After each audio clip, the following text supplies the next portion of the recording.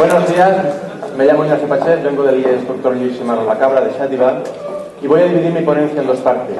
En la primera parte entraré a justificar un poco la existencia del proyecto otra vez, desde un punto de vista intentaré hacerlo entretenido, divertido y comprensible, pero también dándole una aproximación científica al aprendizaje, al proceso de aprendizaje que tenemos los jugadores cuando jugamos con los videojuegos.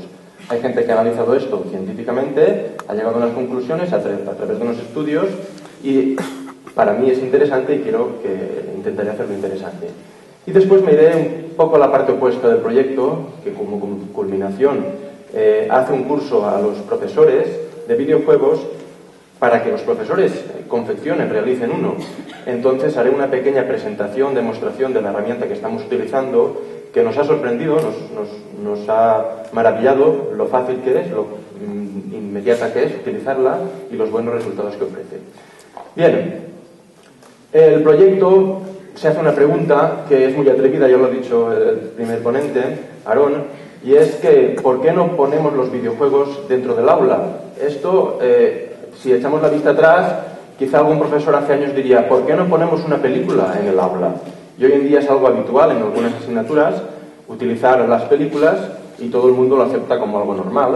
Y pues la propuesta es ¿por qué no utilizar videojuegos dentro del aula? Tanto para el trabajo en el aula como para el trabajo en casa. ¿De acuerdo? ¿Por qué? ¿Por qué debemos hacernos esta pregunta? Pues principalmente porque los videojuegos están cada vez más universalizados.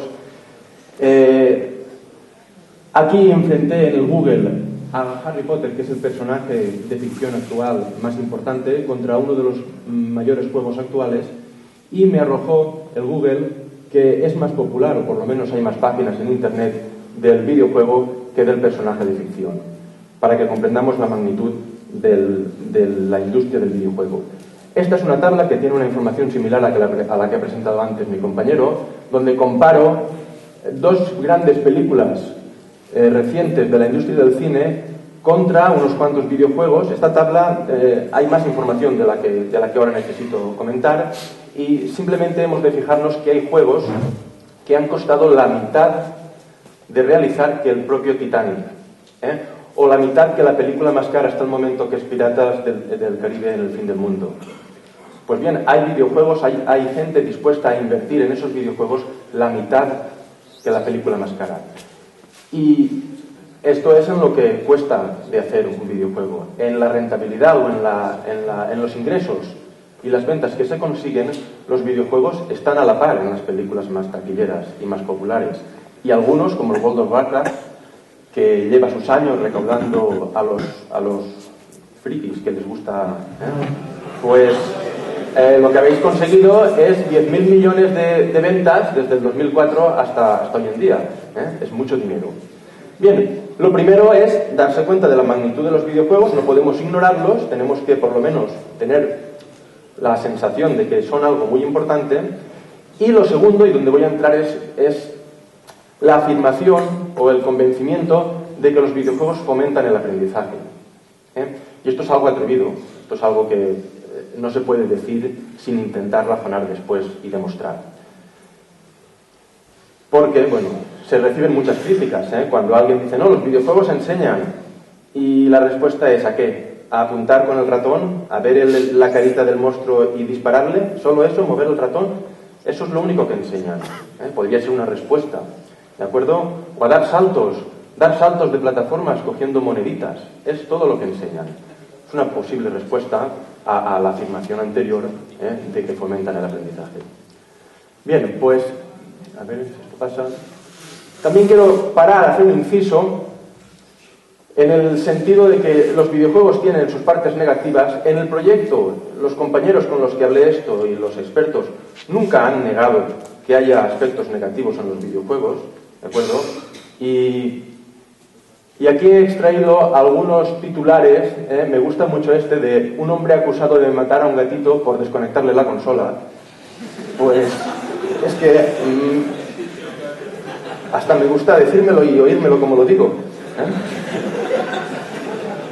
En fin, Después, ahí, disculpad la foto la tomé con el móvil porque me pilló fuera de casa y dije, ostras, ¿esta foto? Esta es de una famosa revista de investigación social española que se llama Pronto y dice, contrata a sicarios virtuales para que maten a los personajes del videojuego de su hijo. No sé si se ve. Y lo que me hizo ya tomar en serio la noticia es que el hijo dijo que Nanay, que iba a seguir jugando y que no quería volver a los estudios. Bien, pues todo esto no pasa desapercibido y hay pues mucho movimiento político en algunos países, en Australia, en Alemania tienen restringidos y prohibidos ciertos tipos de videojuegos, ¿de acuerdo? Y en Estados Unidos pues hay Joe Biden, que es un personaje político importante, pues suele hablar de videojuegos, igual que otros políticos, y poner en entredicho o cuestionar la bondad de ellos. Bien, vuelvo al tema, vuelvo a la investigación, al tema del aprendizaje en los videojuegos, que inició este señor, que es James Paul Gee. Escribió un libro que se titula Lo que los videojuegos nos pueden enseñar sobre aprendizaje y literatura. Literatura no entendida como libros, sino como historias contadas que llegan a la gente y la gente termina conociendo personajes como Zelda, Mario, etc. Este es un libro infumable, yo no lo he leído por consejo de algunos críticos, es muy duro de leer y no tenía ganas. Pero no es el único autor, hay otros autores que han hecho otros libros y me resultó curioso esta portada en la que dice: mamá, no me molestes, que estoy aprendiendo. Y lo que está haciendo el chaval es jugando a no sé qué, pero está jugando, ¿de acuerdo? Esto lo han investigado y han llegado a varias conclusiones, y la primera conclusión, y ya os pido que pongáis en marcha la maquinaria reflexiva y penséis si es cierto lo que digo, la primera conclusión es que jugar es como hacer un examen y como estudiar todo a la vez. Uno cuando está jugando está haciendo un examen, está probándose, está viendo si es capaz de superar una prueba, un nivel, etc. Eso es lo mismo que hacemos en el instituto con los exámenes. Es la misma idea. Pero en el videojuego se aglutina el aprendizaje. Estás aprendiendo, estás intentándolo a la vez que te pones a prueba. Bien, ya lo ha dicho mi compañero. Estamos hablando de juegos y no quiero que pensemos en juegos educativos del estilo aprende a leer con Pipo, o aprende matemáticas con Pipo, o aprende inglés con Pipo. Y es que en mi casa yo he conocido Pipo bastante con mis hijas, pero en fin, hay otros programas por ahí para niños pequeños. Esos programas educativos, dejad de decirles juegos, llamadles libros computerizados, deber interactivo, actividades escolares en la pantalla, pero no les llaméis juegos. Juegos son estos, juegos de moda, juegos actuales, juegos frenéticos, juegos que tienen una legión de seguidores detrás, ¿de acuerdo? Juegos que se caracterizan por contener estos elementos. Para distinguir un juego de lo que no es un juego, con observar si contienen estos elementos que ahora voy a enumerar, hay suficiente. Un juego tiene un protagonista, un héroe, un líder, un todopoderoso, el dueño del país, de la ciudad, es el jugador. El jugador representa al héroe, al protagonista. Y frente a él hay un antagonista, una maldad, una raza invasora, una nación enemiga, o incluso con algunos juegos, pues puede ser simplemente las leyes de la física que ponen en jaque al jugador en algún juego de habilidad. Del protagonista y del antagonista se presupone o se debe venir una misión que suele ser pues dominar, controlar, matar al rival, a rechazar la raza invasora, los alienígenas, cualquier misión última que sea el objetivo final del juego. Y los juegos todos están fraccionados, divididos en niveles. Los niveles, las pantallas, son pruebas intermedias, más o menos extensas, y todas estas pruebas, todas avanzan un poco hacia la consecución del objetivo final. Y en ese avance pausado, lo que busca el juego es darle una pequeña recompensa al jugador. No se fraccionan niveles porque sea más fácil de programar o porque sea más fácil de hacer el juego, sino porque así se recompensa al jugador. El jugador ve rápido su avance, su progreso, recibe una recompensa que puede ser sencillamente un cartel que ponga enhorabuena, has pasado el nivel. Solo por eso ya al jugador le da la sensación de haber logrado algo positivo. ¿Qué más hay en un juego para que sea juego? En un juego suele haber una magia, un recurso salvador, una ventaja por parte del jugador. En un juego de primera persona de ir matando monstruos, es muy habitual que el protagonista soporte varios impactos de bala. Sin embargo, él tiene más fácil matar a los monstruos normales, a los de poco nivel. Y a los monstruos grandes, pues con los monstruos grandes siempre puede utilizar alguna arma más poderosa, algún truco, algo que le dé cierta ventaja. Por supuesto, hay juegos en los que esto es el de todo, en los juegos de conseguir un amuleto que te permite saltar, conseguir una magia que te permite hacerte invisible, etcétera, etcétera. Y finalmente, y lo dejo al final porque lo voy a encadenar, un juego lo que tiene es una dificultad creciente. Un juego empieza siendo fácil y para ser un juego y enganchar y que un jugador se apasione con él, el juego tiene que ir incrementando su dificultad. Esto es uno de los tantos principios, ahora comentaré algunos, que estos señores que han concluido, han hecho conclusiones sobre los juegos y sobre los principios de aprendizaje, pues este es uno de los tantos principios. Identificaron muchos principios, muchos elementos en los juegos que demuestran o dejan claro que existe un proceso de aprendizaje. Y en concreto el investigador este que he citado antes, el James Paul Gee, identificó 36 principios, los enumeró, hizo un libro con ellos y ha tenido bastante éxito. Yo pues comentaré algunos principios que demuestran, es un poco la respuesta a la señora aquella que me decía que con los juegos no se aprende, y yo pues quiero demostrar que sí que se aprende. Y el primer principio, el primer elemento es el principio de dificultad creciente. Un juego, todos los juegos están hechos para que el jugador esté en un punto en el que ve fácil, si echa la vista atrás, ve fácil todo lo que ha progresado, siente cierta dificultad en el momento actual, le cuesta la pantalla actual, ¿de acuerdo? Y cuando esta pantalla actual la supera, le lleva a una pantalla, a un nivel posterior más difícil. Claro, esto es como los estudios. ¿Por qué estáis estudiando lo que estáis estudiando? Pues porque en su día aprendisteis a leer hace mucho tiempo. Pero no estaríais aquí si no hubieseis aprendido a leer. Luego, estar aquí es una demostración de que en algún momento de vuestra vida habéis aprendido a leer. De la misma manera, estar a mitad de un juego es una demostración de que te has pasado el juego hasta ese punto, has aprendido todo lo necesario y si lo recapacitas, has tenido que estar aprendiendo. ¿El qué? Pues no sé. A lo mejor solo apuntar, que no tiene mucha utilidad en el mundo real, ¿verdad? Esperemos. Pero no has dejado de aprender en todo momento. Si un juego se vuelve muy fácil o muy difícil, deja de tener interés. Si encuentro un juego muy difícil, pues me frustro. O si la dificultad me sobreviene de repente, me frustro. Es frustración, es impotencia, no me ha pasado nunca, pero en algunos momentos sí que he pensado, ostras, las cosas se me han complicado muchísimo. Recuerdo, por ejemplo, en Far Cry, es un juego de acción en primera persona en el que vas matando enemigos humanos y en un momento determinado observas una especie de simio que da saltos acrobáticos por el bosque y te sobreviene la sensación de que eso va a ser muy difícil de matar. No voy a poder con ellos. Y durante un momento te sientes frustrado. Pero bueno, el espíritu del jugador te empuja, bueno, vamos a intentarlo. Vamos a cambiar la estrategia. Voy a tener que ir con más cuidado. Voy a coger una escopeta más gorda y voy a intentar acertarle la primera. Y al revés, ya habéis visto la diapositiva de antes. Se reciben más críticas o leo más críticas por juegos demasiado fáciles que por juegos demasiado difíciles. En un juego difícil, pues un juego difícil, cuando otro se lo pasa y lees que se lo ha pasado, dices, pues yo también voy a poder, hombre, no voy a poder yo llegar a donde ha llegado este.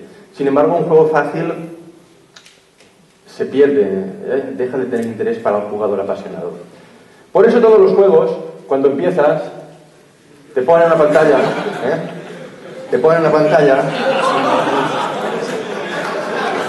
Sí.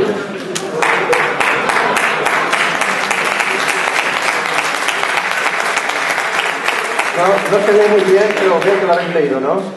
Habéis leído las letras en rojo. Yo sospecho que esto es una fantasmada y que ese nivel no lo han sabido implementar. Lo han dejado oculto, a ver si un día pueden implementarlo. Pero bueno, todos los juegos te proporcionan al principio un nivel para iniciarse. Este en concreto, es muy chulo lo que pone ahí, pero además aquí debajo te da a elegir incluso con cierto detalle si quieres refuerzos en los enemigos, la armadura de los enemigos si es pesada o es, ahí pone heavy, supongo que habrá otra modalidad más suave, etcétera, etcétera, etcétera. ¿De acuerdo? Bien, la dificultad es la primera demostración de que estamos aprendiendo. Otro principio que identificaron, y es muy habitual, es el principio de entrenamiento intensivo, que visto desde otro punto de vista es perder el tiempo. La crítica puede ser que estás perdiendo el tiempo en tonterías. Pero bueno, pero ocurre en los videojuegos. Mirad, esto es una pantalla de Angry Birds en la que se ve ya aquí una distribución de cerditos bien protegiditos con bloques de madera y de piedra. Y, vamos, no he jugado a este juego mucho, pero se me antoja difícil esa pantalla. Bien, el que quiera pasarse este nivel va a tener que pensar muy bien estos pajaritos que hay aquí, cómo los va a lanzar, dónde debe impactar con el pájaro que consigue destruir la madera, dónde debe impactar con el que destruye la piedra, el que es más pesado, cuándo lo lanzará, no, cómo lo lanzará y a dónde lo lanzará. Debe montarse una estrategia para intentar acabar con los cerditos. Pero esto cuando un jugador lo intenta, es porque ha sufrido antes un entrenamiento intenso, muy repetido, habrá repetido muchas veces, el simple hecho de coger con el dedito, estirar el pajarito y lanzarlo y que caiga donde él espera que caiga, donde él quiera. Eso es una habilidad básica y cuesta mucho tiempo al principio del juego lograrlo. Y solo cuando has repetido eso muchas veces y el pájaro ya va a donde tú esperas, entonces es cuando puedes enfrentarte a un nivel como este, en el que ya has de pensar y plantearte una estrategia de quién cae primero y quién cae después. Esto ocurre en todos los juegos, en los de matar. Primero has de saber apuntar. Después ya empezarás a saber a qué enemigo te cargas primero, con qué arma, cómo ahorras cómo evitas desperdiciar munición. Todos esos razonamientos de alto nivel vienen después de un intenso entrenamiento en cualquier habilidad básica de los juegos. Y es que los jugadores, de acuerdo, cuando ven esta pantalla, que no sé de qué juego es, el Warcraft, creo que es el Warcraft también, sí. Cuando ven esta pantalla, sobre todo cuando ya has jugado un poquitín, pues pensadlo. Yo veo esta pantalla por primera vez y me entra una ansiedad por conocer qué significa todo lo que veo. Yo veo esto y lo primero que me pregunto es, ¿qué son esas barritas verdes debajo de esas caritas ahí? ¿Qué son esos circulitos debajo de esos monigotes? ¿Qué es ese destello que hay ahí a su lado? ¿Y el destello amarillo qué es? Me lo pregunto todo. Incluso me pregunto, ¿qué son esas almenas que hay ahí en la parte superior de la franja inferior? ¿Qué son? Lo miro, lo examino y digo, son decoración. Bien, ya lo sé, son decoración, no hay que hacerle caso. Y entonces las ignoro después de haber visto y haber examinado qué son. Entonces el jugador tiene una avidez y una necesidad de conocer todo lo que aparece en la pantalla. Y bien, aquí hay muchos elementos decorativos en el escenario, la hierba y eso no sé si se utiliza en el juego, sospecho que no, pero por lo pronto hemos examinado y hemos dicho, no, eso es hierba y seguramente no tiene ninguna relación con el juego. Bien, otro elemento que identificaron, muy importante en los juegos, ¿de acuerdo?, es que el riesgo es un principio que nos dice que en los juegos hay un riesgo contenido. El juego es una lucha, hay una lucha, un enfrentamiento entre el ordenador, la historia del juego, la pantalla, los gráficos, todo lo que has comprado y está en funcionamiento es una lucha, e intenta engañarte, intenta hacerte creer que realmente eres un motorista o que eres un marine abandonado en una base marciana donde están ocurriendo cosas extrañas, o realmente te crees que eres Mario saltando por plataforma por plataforma. Intentan hacerte creer eso. Y lo maravilloso del cerebro es que el cerebro se deja creer. El cerebro se lo cree hasta cierto punto. Y asimila esa realidad virtual y durante unos momentos es la realidad real. En última instancia, el cerebro dice, no, todo esto es mentira, todo esto no es verdad. A algunos les falla esa parte final y protagonizan noticias después en los periódicos de sucesos. Entonces, la cuestión es que cuando voy con la moto y me veo delante un coche, por un momento la pregunta es de ¿me moriré de verdad? El cerebro dice, pues no lo sé, no sé si moriré o no, sientes el riesgo, ¿de acuerdo? Si no hubiese riesgo sería, pues mira, como el póker. Yo no juego a póker porque seguramente me destriparían, y el póker para mí es un juego que no, es un juego prohibido. Perdería dinero. Pero si me dicen, va, juega a póker, te obligamos a jugar a póker, ¿cómo quieres jugar? ¿Con dinero o sin dinero? No, sin dinero no. Sin dinero el póker es lo más aburrido que pueda haber. Es un juego imposible, no tendría aliciente, no jugaría igual. Yo no jugaría igual, jugaría a ir todas las manos. Necesito un riesgo, si no el juego no hay juego. Pues con los videojuegos ocurre igual, y en algunos casos yo creo que es hasta exagerado. Este juego no me está gustando mucho, me lo han dejado, es demasiado moderno para mí y es un juego de ir matando y ya está. Pero en el momento de la muerte, o en el momento cercano a la muerte, cuando te están dando balazos, la imagen, he recurrido a una imagen, pero debería probar el juego en realidad para demostrar esto y veríais lo impactante que es, o por lo menos a mí me lo parece. Este juego, cuando te están dando, te están matando, de repente la imagen se te nubla, se hace borrosa, ves las salpicaduras de tu propia sangre, aquí pese al colorido y el foco todavía se aprecia, ¿de acuerdo? La imagen se oscurece por el exterior, como he dicho, solo se ve nítido el centro, el sonido que estás escuchando se atenúa, se hace hueco, se hace como al fondo de un túnel, y solo oyes tus palpitaciones, las palpitaciones de tu corazón, y esas palpitaciones están en sintonía con una vibración en la pantalla. Eso solo ocurre durante los 5 segundos de la muerte. Si logras esconderte, te recuperas, en este juego te recuperas enseguida, y si te mueren, te mueres. Pues bien, el juego no me gusta mucho, pero paso angustia en esos 5 segundos. No los aguanto, es que me afectan, es que me pongo muy nervioso. Nunca me había pasado con otro juego que al sentirme presionado dejase yo de jugar. Parezco el que va conduciendo y se pone al volante asustado y en vez de frenar acelera. Pues me pasa. Y cuando me matan una vez, digo, ya no juego más, no tengo ganas de volver a pasar por el trago. Dejo pasar unos días o unas horas y ya vuelvo a tener ganas de jugar más tarde, porque es que no puedo evitar esos 5 segundos, creerme que realmente estoy a punto de morir. Un momento, que me he equivocado el botón. Bien, otro principio, ya menos importante, es el principio de no leas el manual y prueba. Yo creo que pocos jugadores, creo que los muy jugadores sí que lo hacen, y se lo alabo, pero los pocos jugadores no paramos a leernos el manual. Nos ponemos a jugar y nos ponemos directamente a apretar botones a ver qué ocurre. Los juegos ya se hacen viendo pues la costumbre que tenemos y te preparan un primer nivel donde aprendes obligatoriamente probando. Bien, otro aspecto de los videojuegos es que reciben los modelos culturales de la sociedad y los retransmiten, y a veces se dejan influir y transmiten esa influencia al jugador, y otras veces ponen su imagen. Mirad, nadie tiene una foto de Jesucristo, pero todos coincidimos en cuáles son las imágenes válidas que representan a Jesucristo. Si no se hubiese dicho nada, todos sabríamos que es así. ¿Por qué es así? Porque hemos visto todos los mismos cuadros clásicos que han influido sobre los mismos dibujos, en los mismos libros, y todos tenemos la misma imagen visual de Jesucristo. He procurado encontrar pues 2 imágenes más graciosas. Bien, los videojuegos ocurre eso. Capturan clichés de la realidad y las trasladan al videojuego, y el que está jugando aprende cómo ven otros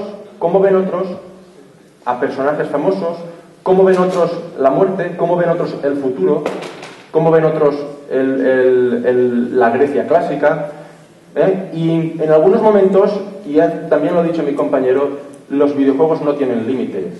Esto creo que es el gran Theft Auto San Andreas, creo, y va de bandas mafiosas, crimen, asesinatos, etcétera, etcétera, etcétera. ¿Qué han hecho los artistas del juego? Pues no se han cortado un duro y en esta imagen han sacado a tres negros vestidos como negros y dándole la ambientación que nos imaginamos todos que ocurre en las calles o en los suburbios de las ciudades americanas donde aparecen los criminales. Bien, no han buscado un modelo políticamente correcto, han dicho no, la gente piensa que se piensa o cree que en los barrios negros es donde más crimen hay, pues vamos a reflejar ese estereotipo. ¿Vale? Entonces, hay una recepción y una emisión de modelos culturales que fluye entre las películas, los videojuegos y la sociedad. Ese es un monstruo de un juego, el Doom, un monstruo, y claro, yo vi el monstruo y en su día le tenía asco a ese monstruo, era difícil de pasar, ¿vale? Y después veo la película esta de Mars Attack y digo, ¿dónde he visto yo eso? Y bueno, pues no sé qué fue primero, si la película o el juego, sospecho que el juego, pero ahí hay un modelo de enemigo hipermalvado, hiperinteligente y muy avanzado que han compartido el videojuego y la película. Una pequeña prueba. Este juego que voy a poner a continuación, quiero que veáis a la chica que está en la parte derecha inferior, la enfermera, ¿vale? Este es un juego bastante infantil y bueno, pues también he hecho una pequeña reflexión. Quiero que la veáis, ¿vale? Y ahora paso a la siguiente diapositiva y ahora paso a la siguiente. ¿En cuál de las dos situaciones yo, el jugador, que soy el cirujano, estoy cagándola y fastidiando al enfermo, al paciente que tengo en la mesa de operaciones que está a punto de morir? Está claro, En la segunda. En la primera, el símbolo, el modelo cultural de persona tranquila, el modelo de persona que está simplemente relajada ayudando, pues es el de la enfermera. Pues mirad, sí, he visto la barra de salud que en la parte superior está en rojo y pone un 9 y hay un corazón en rojo. Mientras que en la anterior habéis visto, enseguida rápidamente, queréis encontrar significado a todo y rápidamente habréis visto la barra verde con la señal del electrocardiograma y habéis identificado, pues nada, que ahí la salud está correcta. Bien, si estuvieseis jugando, querríais saber seguro esas imágenes en la parte inferior que son y qué representa ese tubito, etcétera, etcétera, etcétera. ¿Vale? Hago un poco de... Por ejemplo, ¿este quién es? ¿Un paciente? ¿Un médico compañero? ¿Es un enfermo? ¿O es el director del instituto, del hospital? Está claro, por cómo lo visten, solo por cómo lo visten y cómo lo peinan.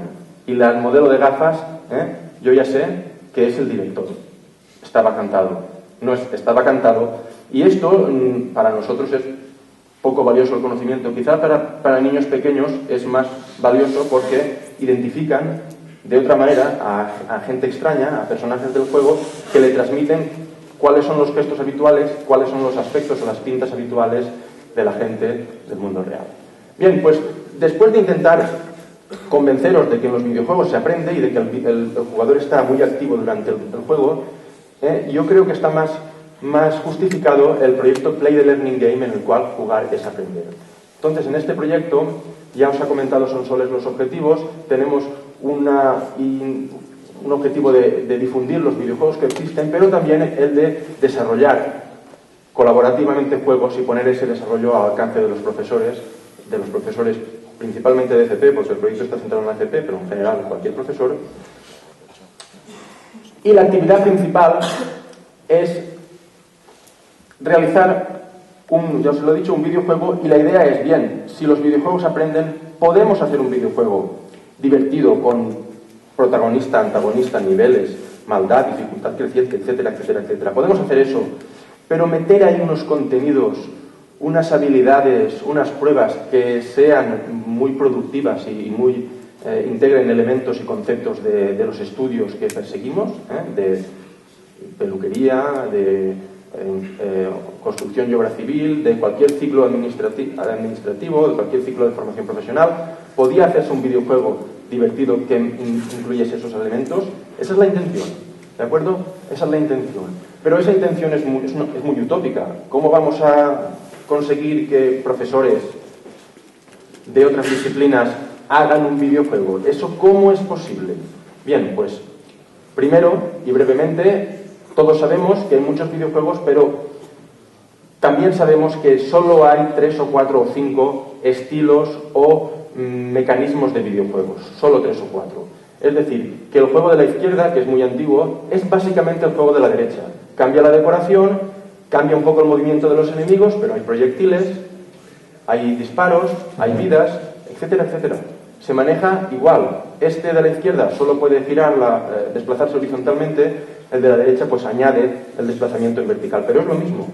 Entonces, siendo lo mismo, por ejemplo, este juego parece que no es igual que aquel, pero lo es.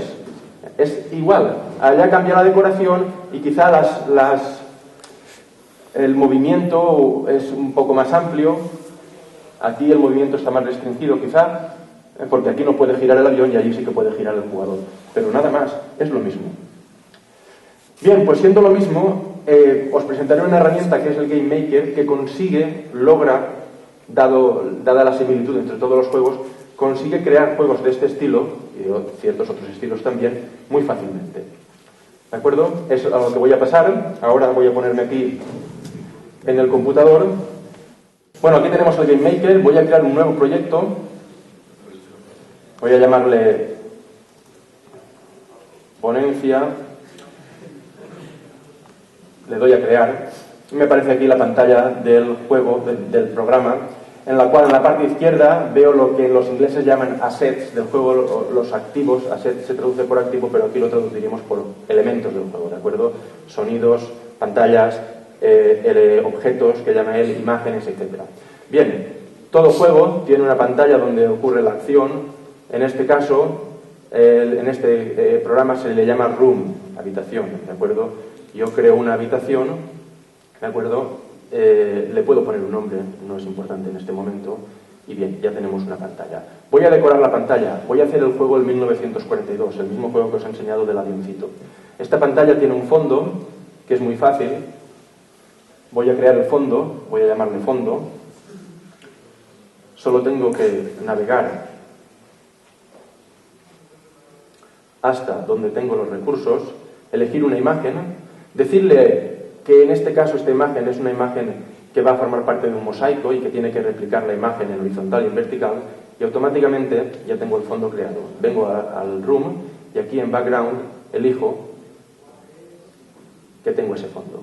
Bien, en este momento yo soy de los que prueba cuanto antes. En este momento voy a lanzar el juego y voy a comprobar que todo funciona. Y ya está. Esta es la imagen del fondo. Bien, bastante inmóvil. En los juegos todo es impresiones visuales, engaños al que observa la pantalla, y entonces en este caso, para dar la ilusión de que estamos volando, de que tenemos un avión volando, pues la técnica que vamos a utilizar es desplazar el agua, el fondo, vamos a desplazarlo verticalmente. Por eso puedo indicarle aquí que tiene una velocidad, esa imagen de fondo, y el resultado va a ser que se desplaza el agua. Ups. Espera, perdón. Pero horizontal speed, me he equivocado de casilla. Vertical speed, esta sí. Voy a darle a OK para firmarlo. Bien, ya tengo. ¿Se observa ahí? Se observa, lo pongo aquí en la oscuridad, se observará mejor. Bien, pues ya tengo aquí el fondo desplazándose. Voy, como es el juego, a decorarlo un poco más con islas. Voy a poner una isla. Una isla será un objeto que lo pondré, le daré un comportamiento. Aunque no intervenga en el juego, hay que moverla, desplazarla, etc. Pero la isla tiene que tener, o debe tener, una representación, una imagen en el juego. Y las imágenes en los juegos, en este programa, se le llaman sprites. Tenemos los objetos por una parte, pero primero tenemos que tener las imágenes. Voy otra vez al directorio donde tengo los recursos. Para estos recursos necesitaríais un artista, o vosotros haceros vuestros elementos gráficos. Y aquí voy a elegir a la isla.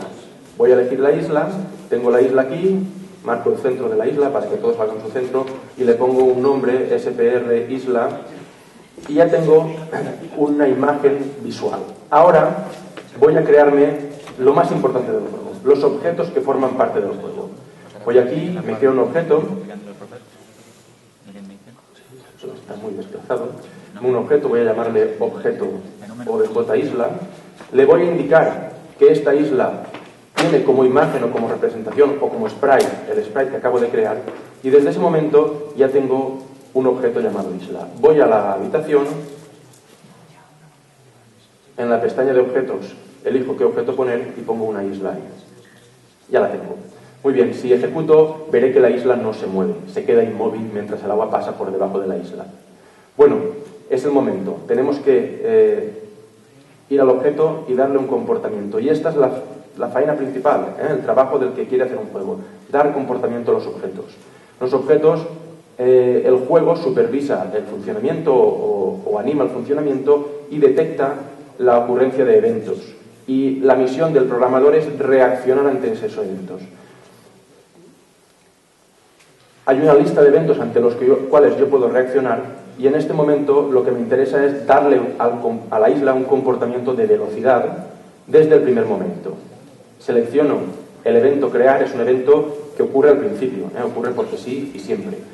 No es interesante quizá esa parte, pero sí que es interesante que yo, para darle el comportamiento deseado, tengo una serie aquí de pestañas rellenas con botones que representan a distintas acciones y estas acciones son las que en todo juego puede llegar a sufrir cualquier objeto del juego. Es decir, está todo el pescado vendido ahí, no hay nada que inventar. Aquí hay una acción que es mover. Yo digo hacia dónde y con qué velocidad. Y entonces termino de dar comportamiento a la isla. La isla a partir de este momento, al crearse, se desplazará. Voy a comprobarlo.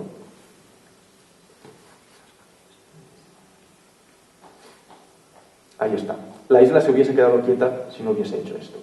Bien, la isla va a desaparecer por la parte inferior inmisericordiamente y habría que arreglarlo. No voy a hacerlo porque sería una pérdida de tiempo y hay cosas más interesantes que hacer, como por ejemplo crearme el sprite para el avión. Sprite jugador. El jugador, por supuesto ya lo tengo creado, es esta imagen, es un sprite.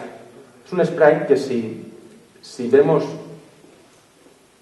en Windows, el sprite son en realidad 3 imágenes de aviones, donde solo cambian la posición de las hélices. El juego automáticamente reconoce eso como un sprite y lo que desencadena es una animación. Bien, pues esta animación es la imagen, le doy al centro, le doy a OK, ya tengo el sprite y ahora voy a crear el objeto. Objeto jugador. Sprite. Jugador. Bien, ya lo tengo. OK. Ya podría ponerlo, pero no haría nada, estaría quieto. Lo primero que queremos hacer es que el jugador manipule este objeto y lo mueva, lo desplace con las teclas. Entonces voy a ligar el evento de teclado, pulsar la tecla izquierda, ¿de acuerdo? Ese es el evento de teclado, pulsar la tecla izquierda. Lo voy a ligar con la acción de mover, de desplazar. Y voy a decirle que se desplace hacia la izquierda 2 píxeles, esto es, menos 2 píxeles en el eje horizontal, en la variable X, y voy a hacer ese movimiento relativo a la posición donde está el avión, si no se iría directamente a la posición menos 2, 0 y desaparecería por un lado de la pantalla. Bien, tengo que hacer lo mismo con la derecha. Le voy a decir que a la derecha se desplace 2 píxeles a la derecha. Ya lo tengo, ya le he dado el comportamiento. Voy a probarlo. Me he equivocado, le he dado a probar demasiado rápido. No he puesto en la pantalla el objeto, ¿de acuerdo? Aquí tengo que seleccionar el objeto jugador y pinchar. Ya tengo el objeto jugador. Voy a arrastrarlo aquí para que veáis que como el juego está a medio hacer, todas las cosas no salen, pero todas las cosas tienen solución. La isla va a pasar por encima del jugador. Ahí estamos. ¿Vale? Y me he equivocado en no marcar en relativo. Aquí me he equivocado porque el movimiento es relativo a la posición del jugador. Es bastante ágil este programa, El portátil es antiguo. Bien, ya lo tengo, ya puedo mover el avión en horizontal. Y por supuesto puedo salirme por un lateral y perderme. porque eso no lo he controlado, se debería controlar. Pero bueno, vamos a seguir. Vamos a poner enemigos. Vamos a poner enemigos. En los 10 minutos que quedan nos dará para matarlos. Bien, voy a poner un enemigo, voy a cargar. Tengo aquí varias tiras de enemigos y voy a elegir esta, que es la primera. Le voy a decir SPR enemigo. Lo centro para que las coordenadas coincidan, el centro del juego coincida con el centro del sprite, y voy a crearme el correspondiente objeto. Objeto enemigo. Bien, elijo el sprite, le doy a OK. No le doy a OK, voy a hacerlo ya. El enemigo se desplaza hacia abajo. Entonces voy a darle ese comportamiento. Voy a decirle que desde el momento se crea, el sprite se mueva hacia abajo igual que la isla. Lo único que le voy a dar un poquito más de velocidad. Hacia abajo le voy a dar la velocidad de 4. La isla se movía a 2, este se mueve a 4 píxeles por paso. Muy bien, ya lo tengo. Ahora sí que puedo irme a la room, elegir un objeto enemigo, situarlo aquí, otro ahí y otro ahí, y vamos a hacer la prueba y veremos cómo los enemigos se mueven hacia abajo. ¿A alguien le estoy arruinando el mito del 1942? Bien, no hay colisión, por supuesto, no hay nada, los objetos desaparecen. Voy a quitarle un poco de velocidad para que nos dé más tiempo, quizá, a matarlos. Aquí, así. Bien, vamos a matarlos, ¿de acuerdo? Que si no matamos nada, pues el juego no tiene gracia. Para matarlo, vamos primero que nada a crearnos unas balas. Tengo la imagen de una bala, aquí, bullet.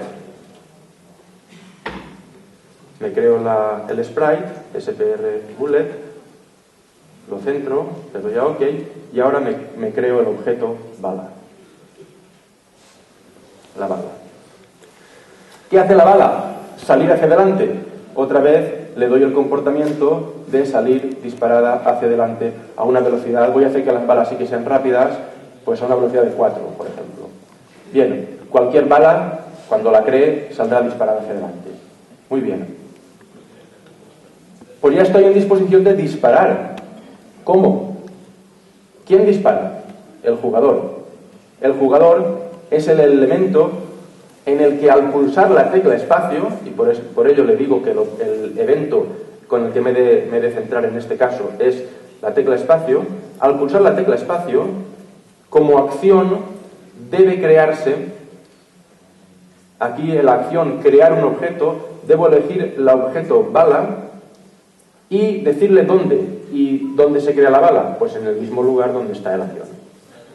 Hay que marcar relative y hay que darle 0,0 de desplazamiento. Sospecho que la bala, no le he dicho el sprite, pero lo hago ahora mismo. La bala ya tiene su sprite. Muy bien. Y ahora ya, en este momento, puedo disparar una bala.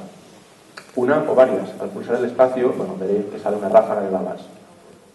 A ver si todo funciona. Ahí está, ¿vale?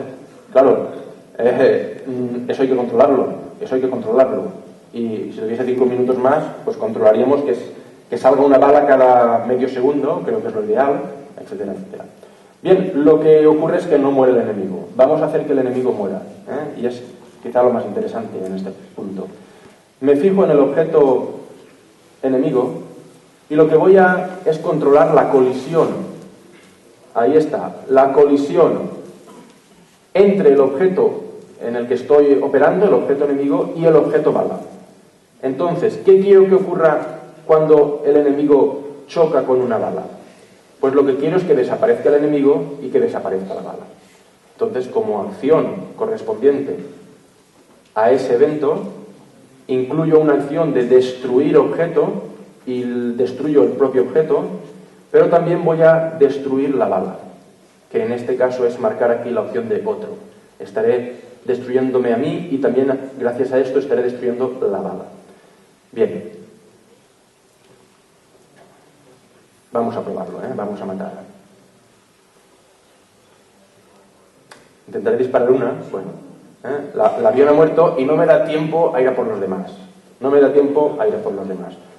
Sería tan fácil como a lo mejor ir aquí y decirle que me desplazo menos 5. Fijaos que no he puesto las teclas de ir hacia adelante y hacia atrás porque en este momento solo harían que perder tiempo.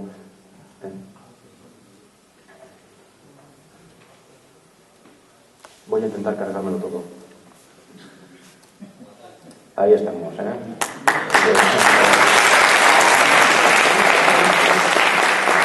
Y finalmente, para terminar, para que veáis la potencia de esto, voy a hacer que sea un juego con dificultad incremental. Esto no es un juego. Para hacer un juego con dificultad incremental, creo un objeto y este objeto no va a representar a nada visual. Es un objeto que no es visible, desmarco esto, le llamo controlador. Le llamo controlador y lo que voy a hacer es que en la creación del objeto voy a poner en marcha un temporizador. Los juegos todos tienen temporizadores, ¿de acuerdo? En la creación del juego voy a poner aquí, voy a poner en marcha una alarma. Voy a poner en marcha una alarma y le voy a dar 30 unidades de tiempo antes de que la alarma venza y de que la alarma me despierte, ¿de acuerdo? Me lance un evento. Y yo reaccionaré ante ese evento, aquí estoy. Reaccionaré ante ese evento, ante el evento alarma 0. ¿Y qué acción voy a hacer? Pues voy a poner que se cree un objeto de tipo enemigo en la posición aleatoria, random, room width. Ahora de repente la dificultad ha incrementado mucho y esto es lo que hace que el público abandone. Bien, simplemente estoy diciéndole que donde quiera él, en el eje horizontal, y en la posición vertical en menos 30, para que el avión salga por encima de la pantalla, no vea aparecer un avión de repente de la nada. Ya está. Eso me generaría un avión. Lo que voy a hacer es, al mismo tiempo que creo un avión, volver a programar la misma alarma otras 30 unidades de tiempo después. Ya lo tengo el objeto controlador, me voy a la room, elijo este objeto controlador que no tiene imagen y lo pongo ahí. ¿Se ve? O justamente lo he puesto debajo del foco. Ahí. Ya está el objeto controlador, que es el que controla el juego, es el que me lanza enemigos cada vez mayores.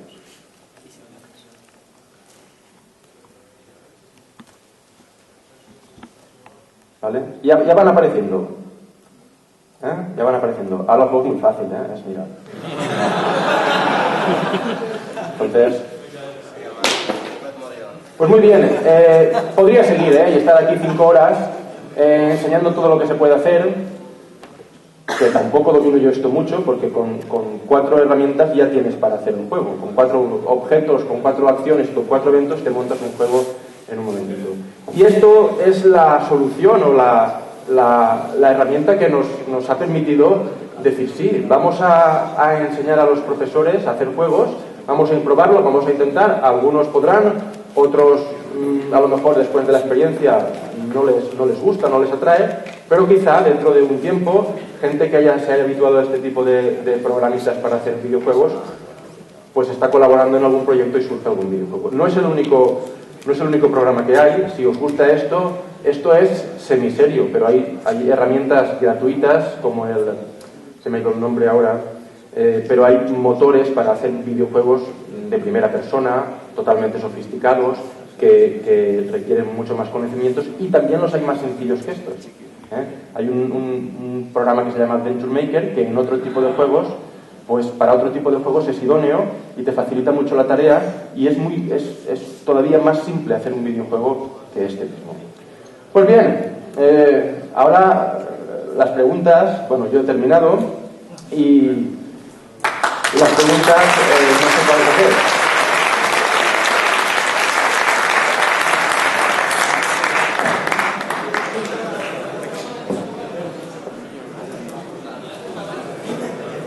Bueno, us ha agradat o què? Així sí que faríeu els deures en casa, jugant a Call of Duty. A ver, 3 preguntas. Sí, la primera pregunta voy a intentar hacerla difícil porque he visto que antes respondías muy fácil, El juego ese que la muerte te la exagera tanto que terminas creyéndotelo, ¿qué juego es? Pues aquí estáis sobrados, hombre. Aquí estáis sobrados. Que conteste alguien. Vale, el primer que he vist jo que era el Salama ha sigut així davant. Val, com te diuen? Òscar. De quin institut vens? Milota. Val, quin joc és? Crisis. El Crisis es, el Crisis. El Crisis 2. Es el Crisis 2, ¿eh? Es el Crisis 2. Ah, yo no soy el chuche. Muchas gracias. Sí, a intentar fer-ho més difícil.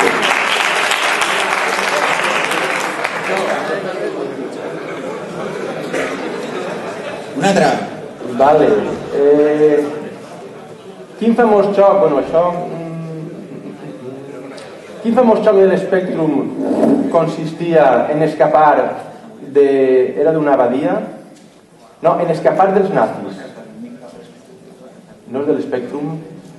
Però sí que n'hi ha un, sí. Quin xoc consistia de l'Spectrum en escapar dels nazis? Vale, sí tenim un candidat. Com te diuen? Cristian. De quin institut vens? En Caminàs. Com, perdó? De IESA Caminàs. Caminats. Va, molt bé. Quin xoc és? Return to Castle Wolfenstein? I és de l'Spectrum? Crec que no, eh?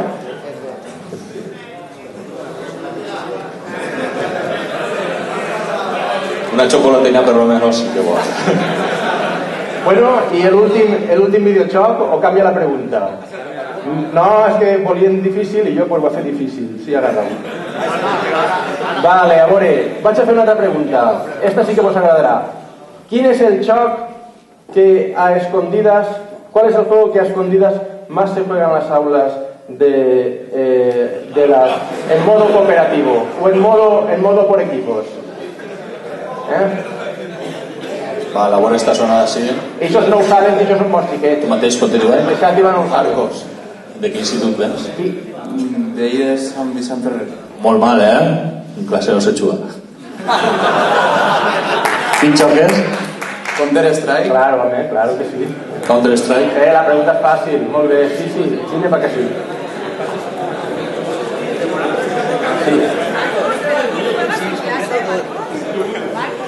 El portátil, sí. Val, i doneu un regal però no li fiqueu un negatiu també, Ahí está. Me falta una y... Va. ¿Cómo la hacen? Pa profe. No, para... No, difícil, va. ¿Quién es la marca y el modelo de procesador del Spectrum y dels primers Commodore? I primers Amiga. Marca y modelo, Fabricant y modelo. Esta pregunta es para el profe, Chimo. Para profes. No veig Allà ho ningú saben, profe. ja estan convençuts. No n'hi ha ningú profe que se la sàpiga. Val, com te diuen? Alberto crec que té la resposta. Sí. De quin D'on ve, Alberto? D'on vens? De Castellón. Val, molt bé. I quina és la resposta? Es un Cyrix No, y Z80, puede ser. no. Te la doy por buena, ¿no? Vinga, la donem per bona. Pero Puja. es el Filo Z80. Pero el modelo es lo acertado. Sí, pucha, viene por aquí.